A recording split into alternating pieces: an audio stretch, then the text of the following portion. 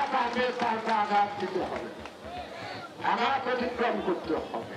নেমে গেছি মাঠে, বাড়িতে আজ ফিরে যাব না, এটাই হচ্ছে কর্মসূচি। তারা এই মুখোশের আড়ালে স্বাধীনতা বিরোধী উগ্র সাম্প্রদায়িক গোষ্ঠীর এজেন্ডা বাস্তবায়নের পৃষ্ঠপোষক। দেখছিলেন প্রধান শিরোনাম। রাত 11টার সময় সঙ্গে আছি আমি গোলাম রাব্বি। এবার অন্যান্য শীর্ষ সংবাদ। রাত পোহালেই চতুর্থ ধাপে 55 পৌরসভায় নির্বাচন। কেন্দ্রে কেন্দ্রে পৌঁছে গেছে সরঞ্জাম। নিরপেক্ষ সুষ্ঠু নির্বাচনের অঙ্গীকারে ইসির গতানুগতিক নির্দেশনা। টিকা গ্রহণের খুদে বার্তা হাতে কেন্দ্রে সাধারণ মানুষের আগ্রহী উপস্থিতি। শিগগিরই আসছে আরও ভ্যাকসিন। 10 মাসের মধ্যে করোনায় দেশের সর্বনিম্ন শনাক্ত। কিছুতেই থামছে না চোরাই পথে স্বর্ণ আমদানি। রাজধানীর পল্টন থেকে প্রায় 3 কেজি স্বর্ণ সহ আটক 2।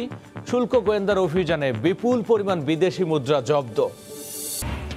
এবং সারা দেশে বাজার ধরতে ব্যস্ত ফুল চাষিরা।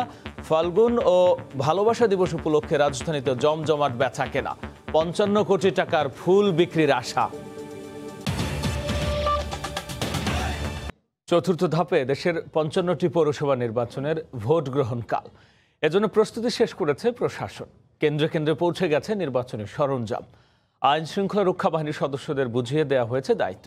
ব্যুরো ও জেলা প্রতিনিধিদের পাঠানো তথ্য ও ছবি নিয়ে রিপোর্ট। দেশে চতুর্থ ধাপের পৌর নির্বাচনকে ঘিরে কেন্দ্রে কেন্দ্রে পৌঁছে দেওয়া হয় ভোটের সরঞ্জাম। শনিবার সকালে ঠাকুরগাঁও জেলা নির্বাচন কার্যালয় থেকে ব্যালট বাক্স, ব্যালট পেপার, অমোচনীয় কালিসহ বিভিন্ন নির্বাচনী সামগ্রী বুঝে নেন রিটার্নিং এবং প্রিজাইডিং কর্মকর্তারা। চতুর্থ ধাপের সদর ও রানীশঙ্কৈল 2টি পৌরসভায় ভোটকে ঘিরে জোরদার করা হয়েছে নিরাপত্তা। সুন্দরভাবে, সুষ্ঠুভাবে, নিরপেক্ষভাবে নির্বাচন অনুষ্ঠিত হতে পারে সে লক্ষ্যে আমরা কার্যক্রম চালিয়ে যাচ্ছি।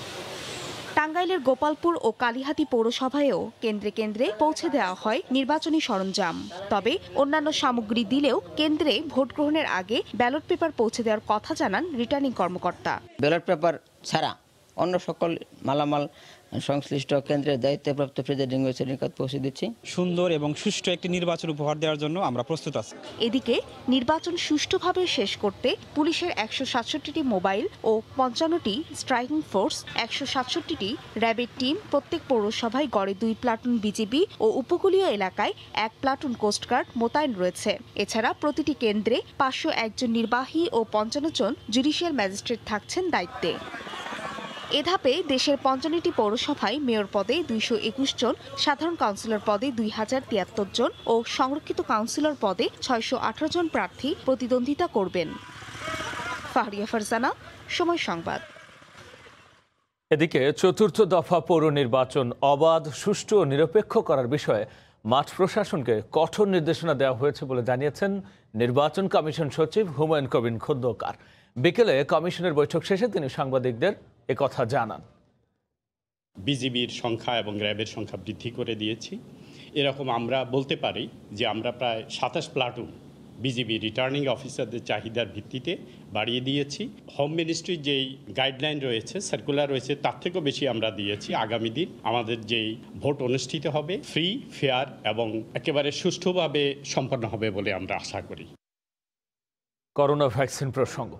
দেশজুড়ে পুরো দমে চলছে গণহারে করোনার টিকাদান কর্মসূচি। 6ষ্ঠ দিনে টিকা কেন্দ্রে মানুষের যথেষ্ট ভিড় ছিল। টিকা গ্রহণের পর ব্যবস্থাপনা নিয়ে সন্তোষ জানান গ্রহীতারা। শিগগিরই আরও টিকা আসবে বলে জানিয়েছেন স্বাস্থ্য সচিব। আজ 1,94,371 জন টিকা নিয়েছেন। এ নিয়ে টিকা গ্রহীতার সংখ্যা হল 7,36,680 জন। নতুন সপ্তাহের প্রথম দিন আর গণহারে টিকা দেওয়ার 6ষ্ঠ দিন শনিবার সকাল থেকেই রাজধানীর বঙ্গবন্ধু শেখ মুজিব মেডিকেল বিশ্ববিদ্যালয়ে ছিল মানুষের স্বতঃস্ফূর্ত উপস্থিতি। শারীরিক প্রতিবন্ধকতা ডিঙিয়ে 90 ছুঁই মানুষও এসেছেন টিকা নিতে। তবে এদিন ছিল না আগের দিনগুলোর মতো স্পট রেজিস্ট্রেশনের সুযোগ। তাই SMS এর মাধ্যমে যাদের টিকা গ্রহণের বার্তা দেওয়া হয়েছিল কেবল তাদেরই কেন্দ্রে প্রবেশ করতে দেওয়া হয়। সে কারণে চাপ কিছুটা কমলেও টিকা নেওয়ার বুথে ভিড় ছিল যথেষ্ট। তবে মানুষের চাপ থাকলেও তেমন বেগ পেতে হয়নি বলে জানান টিকা গ্রহীতারা। বরং সব বয়সের মানুষের কণ্ঠেই ছিল সুষ্ঠু ব্যবস্থাপনা নিয়ে সন্তুষ্টি। এত সুন্দর ব্যবস্থাপনা বাংলাদেশে আছে, এটার জন্য আমি সংশ্লিষ্ট কর্তৃপক্ষকে ধন্যবাদ জানাচ্ছি। এসে খুব একটা লাইনে দাঁড়িয়ে থাকতে হয় নাই, একদম মানে সিরিয়ালটাও খুব তাড়াতাড়ি পাওয়া গেল। রাজনীতিক আর বিশেষ ব্যক্তিরাও সাধারণ মানুষের প্রতি আহ্বান জানান কোভিড থেকে সুরক্ষা প্রতিষেধক নিতে। ভালো বোধ করতেছি, এখানে ভয় ভীতি অথবা শঙ্কার কিছু নেই। আমাদের সকলেরই উচিত এসে আমরা টিকাদান কেন্দ্রে রেজিস্ট্রেশন করিয়ে টিকা নেওয়া দরকার। এটা নিয়ে আতঙ্কের কিছু নেই, আমি মনে করি এটা তো সবার নেওয়া উচিত। এদিকে টিকা কেন্দ্র পরিদর্শনে এসে স্বাস্থ্য সচিব বললেন, টিকার প্রাপ্যতা নিয়ে নেই কোনো সংশয়। 5.5 লক্ষ মানুষকে ইতিমধ্যে ভ্যাকসিনেশন দেওয়া হয়েছে এবং আজকের হিসাবটা করলে আপনার আমি মনে করি 6 লক্ষ পার হয়ে গিয়ে আরো অনেক বেশি যাবে। প্রবীণদের জন্য স্পট রেজিস্ট্রেশন সহ টিকা দেওয়ার পরিধি বাড়ানোর পরিকল্পনা চলছে বলেও জানান স্বাস্থ্য সচিব। ফারুক ভাইয়া, রবিন, সময় সংবাদ, ঢাকা। 10 মাসের মধ্যে দেশে একদিনে সর্বনিম্ন কোভিড রোগী শনাক্ত হয়েছে। 24 ঘন্টায় 291 জনের দেহে করোনা শনাক্ত হয়েছে বলে জানিয়েছে স্বাস্থ্য অধিদপ্তর। গত বছরের 16 এপ্রিলের পর এটি সর্বনিম্ন আক্রান্তের সংখ্যা। শুক্রবার ছিল 9 মাসের মধ্যে সর্বনিম্ন মৃতের সংখ্যা। এদিন মারা যান 5 জন।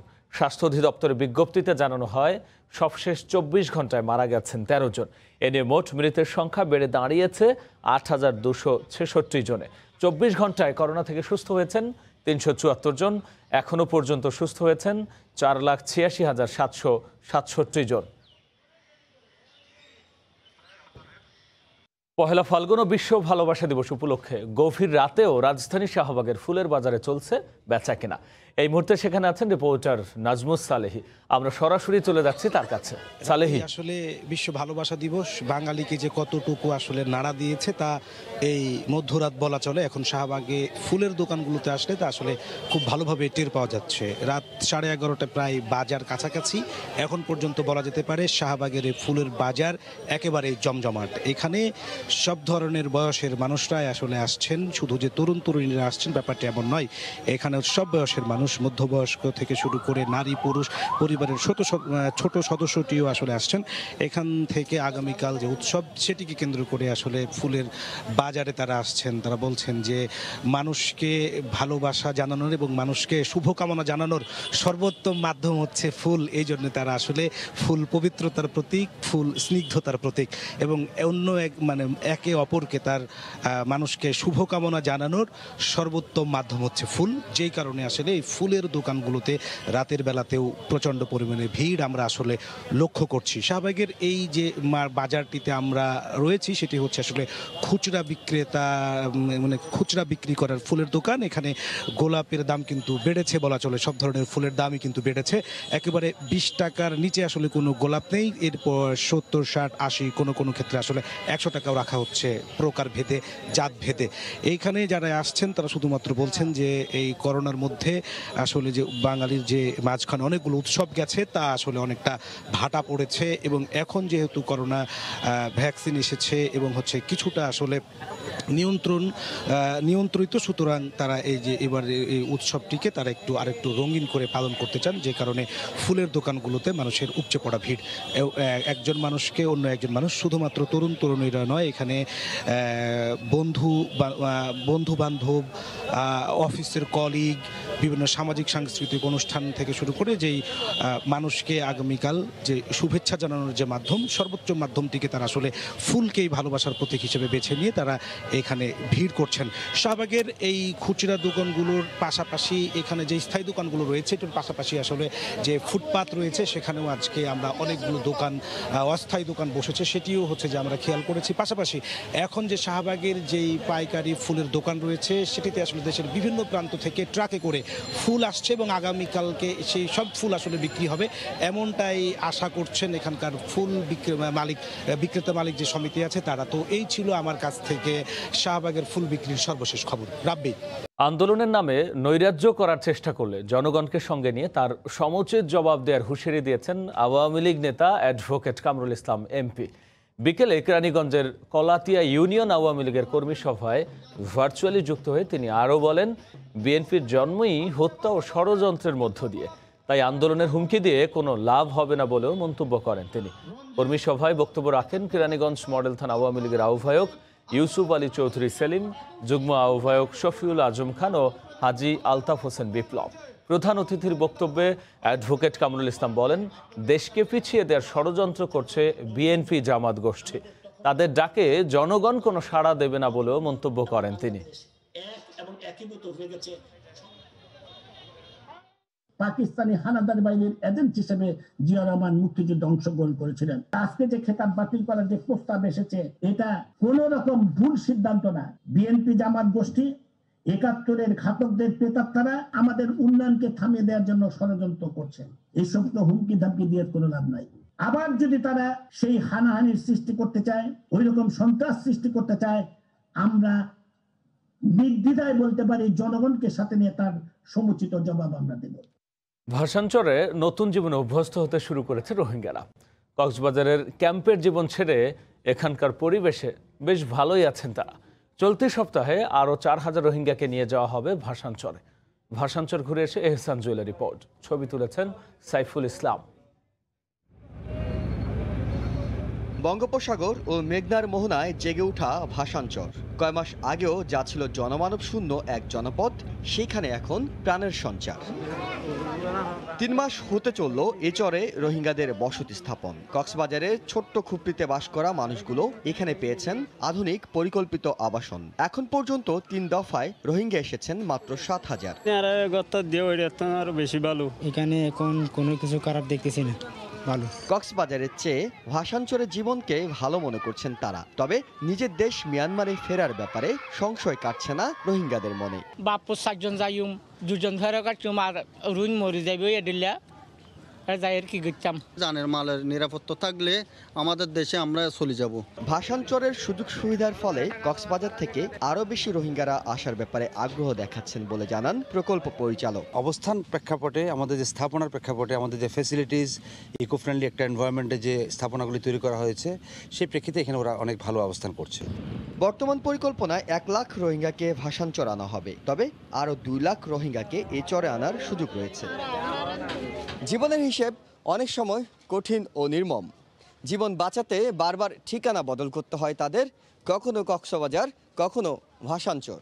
তবে আসল যে ঠিকানা অর্থাৎ মিয়ানমারে ফিরে যেতে হলে তারা মনে করে অন্তত বেঁচে থাকার অধিকারটুকু নিশ্চিত করতে হবে। এহসান জুয়েল, সময় সংবাদ, ভাসানচর, নোয়াখালী।